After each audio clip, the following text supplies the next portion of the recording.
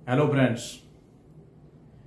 एक अट्रैक्टिव और profitable website बनाना चाहते हैं और वो भी लेस कंज्यूमेबल टाइम में, तो आप सही जगह हैं। मैं आपको बताऊंगी कि कैसे आप अपना टाइम सही से यूटिलाइज करके एक अट्रैक्टिव और प्रॉफिटेबल वेबसाइट बना सकते हैं। तो चलो फ्रेंड्स, स्टार्ट करते हैं। एक वेबसाइट हम जब बनाते हैं तो या तो हम एआई से बनवाते हैं अपनी वेबसाइट, या फिर हम हमारा जो ट्रेडिशनल तरीका है कोडिंग से बनाते हैं, या फिर विदाउट कोडिंग के हम वर्डप्रेस पर अपनी वेबसाइट बनाते हैं। लेकिन लॉजिक सबका सेम है। यूट्यूब के ऊपर वैसे तो ढेर सारी वीडियो अवेलेबल है कि कैसे हम अपनी वेबसाइट बनाएं, लेकिन बहुत कम ही ऐसी वीडियोज अवेलेबल हैं कि हम एक वेबसाइट, एक अट्रैक्टिव वेबसाइट कैसे डिजाइन करें, क्या उसके लिए लॉजिक होना चाहिए। तो अगर फ्रेंड्स आपने वो लॉजिक जान लिया कि कैसे कैसे हम अपनी वेबसाइट डिजाइन करें, कहाँ हमारा हेडिंग हो, कहाँ पे हमारा सर्विसेज का सेक्शन हो, कहाँ पे हमारे टेस्टिमोनियल्स हों, तो अगर आपने ये जान लिया तो आपका टाइम भी बचेगा, आपकी वेबसाइट भी अट्रैक्टिव बनेगी। तो चलो फ्रेंड्स, हम जानते हैं कि कैसे हम अपनी वेबसाइट डिजाइन करें। तो मैं आपको बताना चाहता हूं, हम 4 स्टेप्स के अंदर, मेनली 4 स्टेप्स का हमें ध्यान रखना पड़ेगा। वो 4 स्टेप्स कौन से हैं, चलो स्टार्ट करते हैं।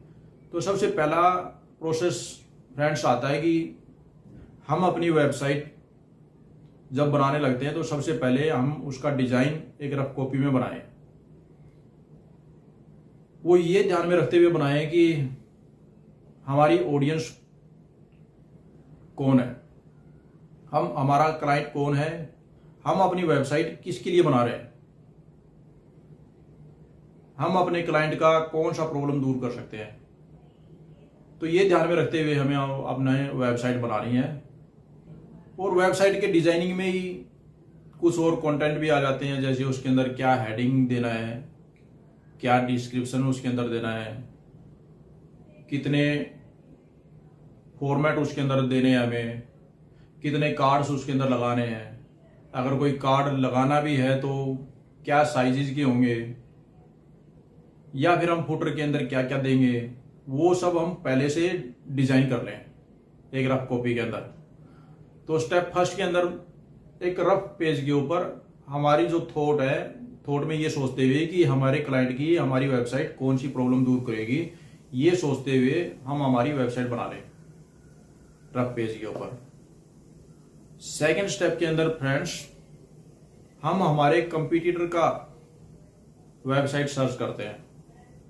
उसमें देखते हैं उन्होंने कहाँ पे हेडिंग दिखाया हुआ है, क्या क्या सर्विसेज दिखाई है, क्या क्या अपनी प्राइसेस लगाई है, क्या उन्होंने बटन लगाया है, बटन का साइज कैसा है, कितने तरह के कलर उसके अंदर यूज किए हुए हैं वेबसाइट के अंदर।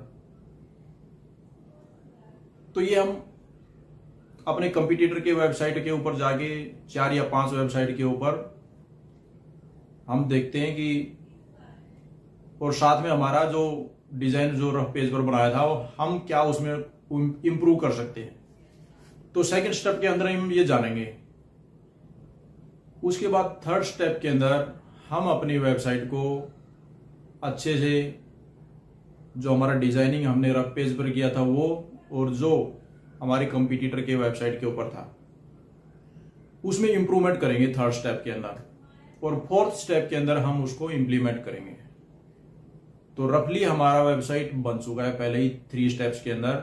जब फोर्थ स्टेप के अंदर जब हमारी वेबसाइट हम बनाने लगेंगे तो हम ज्यादा कॉन्फिडेंट होंगे और ज्यादा अच्छे से ही हमारी वेबसाइट बनेगी।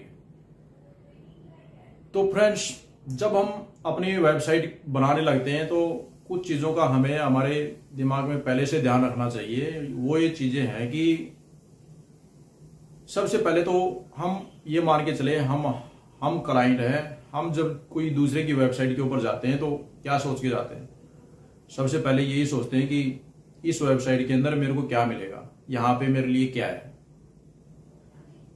तो वही सोचते हुए जब हम फ्रंट पेज के ऊपर जब सबसे पहले स्टार्टिंग करते हैं तो हेडिंग हमारा लेफ्ट साइड के अंदर होना चाहिए। लेफ्ट साइड में क्यों होना चाहिए, उसका भी लॉजिक ये है कि वेब जब हम कोई भी राइटिंग करते हैं तो लेफ्ट टू राइट करते हैं, तो इसी हिसाब से जब हम कोई पेज ओपन करते हैं तो सबसे पहला ध्यान हमारा लेफ्ट साइड में जाता है।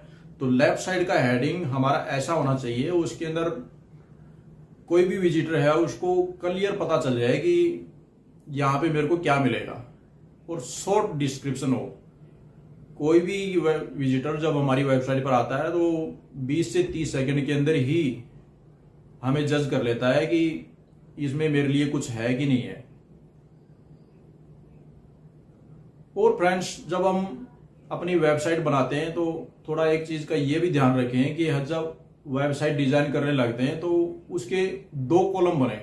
2 कॉलम इसलिए बनाए क्योंकि कुछ वेबसाइट्स हम पीसी में देखते हैं, लैपटॉप पे देखते हैं, टैब पे देखते हैं, या फिर मोबाइल के ऊपर देखते हैं। तो मोबाइल के उसके ऊपर रिस्पॉन्सिव ज़्यादा अच्छा लगता है जब 2 कॉलम होते हैं। उस हिसाब से वो अपनी जो डिजाइन है वो एडजस्ट कर लेता है 2 कॉलम्स के अंदर।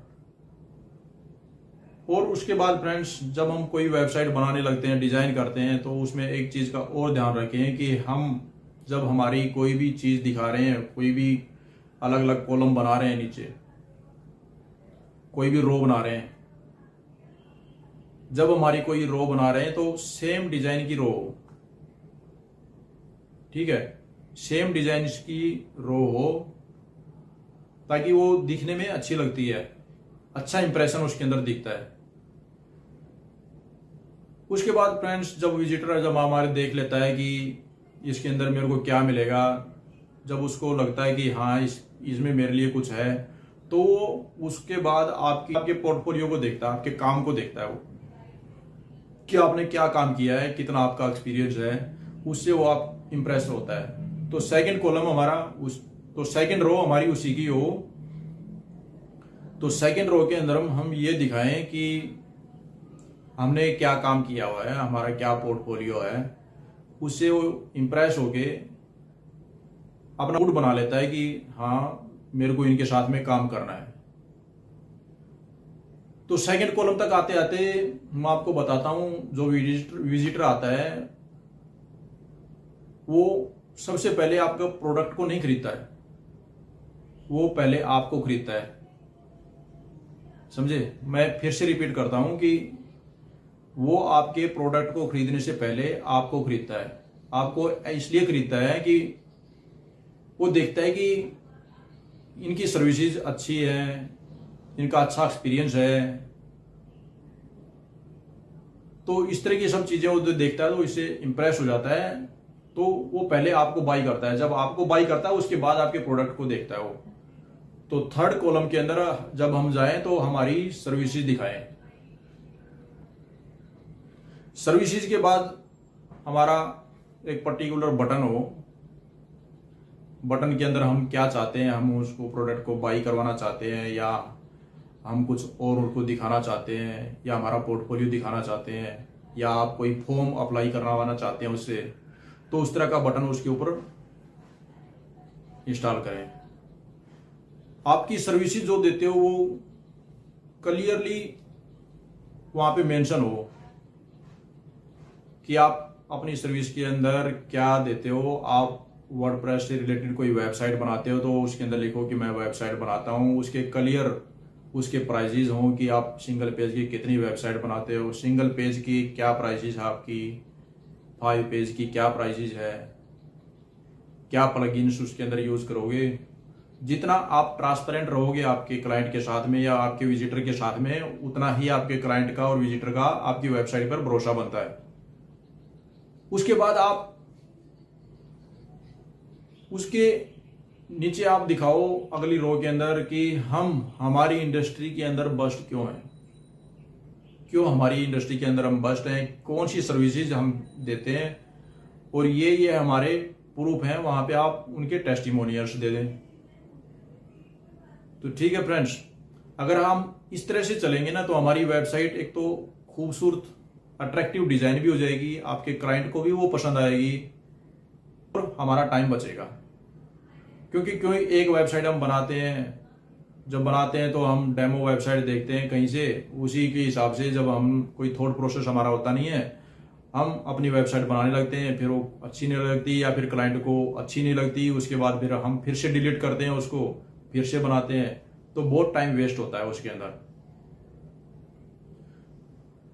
तो फ्रेंड्स, कुछ और टाइम बचाने के लिए कुछ वर्डप्रेस से रिलेटेड मैं वेबसाइट के ऊपर बताता हूं कि मान लो आपको क्लाइंट को कुछ कुछ ऐसी चीजें हैं कि उनके ऊपर ज्यादा टाइम नहीं लगता है, लेकिन अगर आप बिगिनर हैं तो उसके अंदर भी आपका बहुत टाइम कंज्यूम होता है।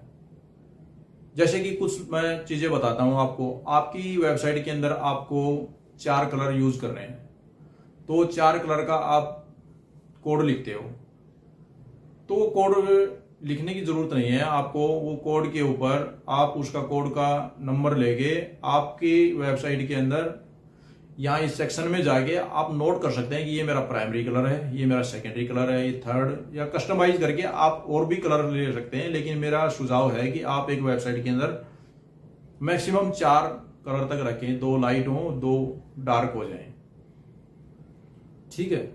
इसके अलावा जब हम कोई बटन लगाते हैं तो बटन के अंदर हमें जैसे कि होवर इफेक्ट उसके अंदर देना होता है। तो आप अगर चाहते हैं कि आप वही होवर इफेक्ट बाकी बटन्स के ऊपर भी लगे, तो आप वहां से कॉपी करके नेक्स्ट बटन के ऊपर पेस्ट स्टाइल कर दें, तो वो सेम वैसा का वैसा हो जाता है। तो उसमें अलग अलग से उसको डिजाइन करने की जरूरत नहीं पड़ती है। तो फ्रेंड्स, ये इस तरह की छोटी छोटी चीजें हैं, जब आप उस पर काम करने लगोगे तो आप जानोगे कि कैसे आपका टाइम इफेक्टिव, कैसे आपका टाइम बचता है। तो फ्रेंड्स, आज के लिए इतना ही। अगर आपको ये वीडियो अच्छी लगी हो, इंफॉर्मेटिव लगी हो, तो लाइक कर देना, सब्सक्राइब कर लेना और शेयर कर देना अपने फ्रेंड्स के साथ में, ताकि वो भी इस तरह की चीजें जान सकें और अपना कीमती समय बचा सकें। थैंक यू, धन्यवाद।